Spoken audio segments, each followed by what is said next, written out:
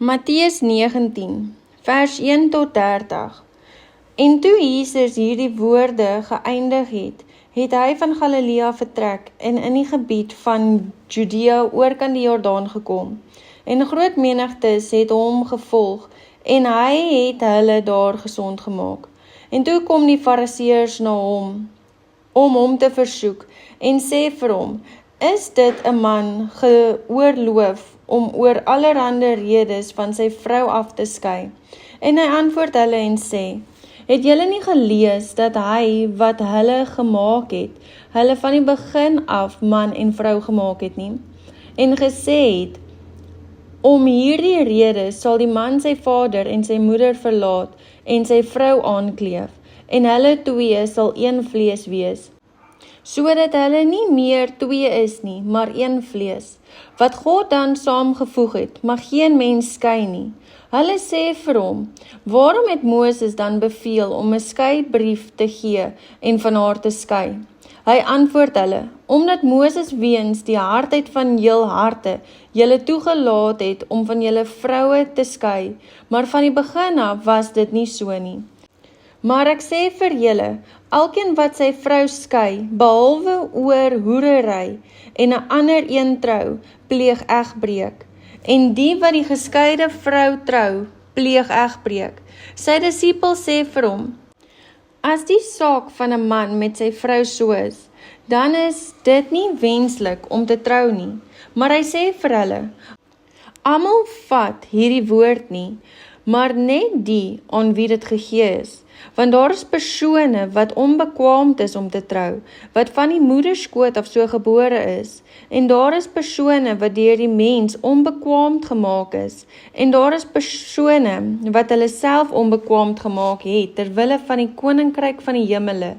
Wie dit kan vat, laat hom dit vat.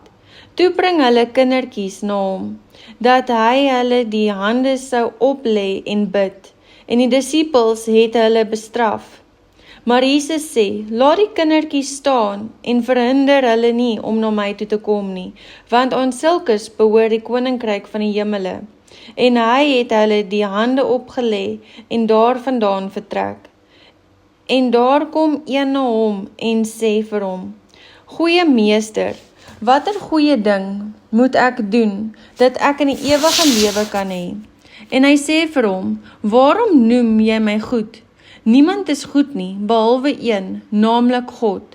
Maar as jy in die lewe wil ingaan, onderhou die gebooie. Hy vra hom, watter? En Jesus sê, dit, jy mag nie doodslaan nie, jy mag nie egbreek nie, jy mag nie steel nie, jy mag geen valse getuies gee nie, eer jou vader en moeder, en jy moet jou naaste lief hê soos jouself. Die jongman sê vir hom, al hierdie dinge het ek onderhou van my jeug af. Wat kom ek nog kort? Jesus antwoord hom, as jy volmaak wil wees, gaan verkoop jou goed en gee dit aan die armes, en jy sal 'n skat in die hemel hê, en kom hier, volg my. Maar toe die jong man die woord hoor, het hy bedroef weggegaan, want hy het baie besittings gehad. En Jesus sê vir sy disippels, voorwaar, ek sê vir julle, dat 'n ryk man beswaarlik in die koninkryk van die hemel sal ingaan.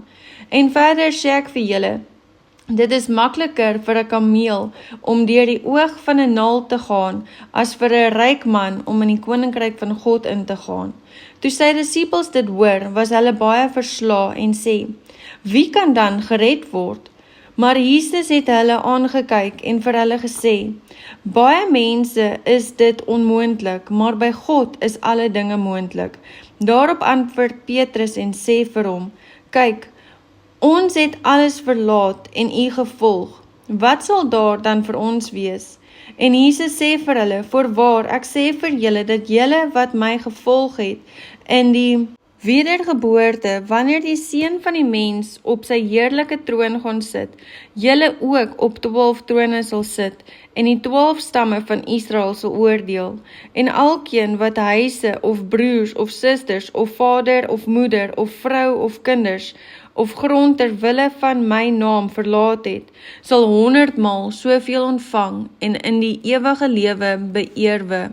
Maar baie wat eerste is, sal laaste wees, en wat laaste is, eerste.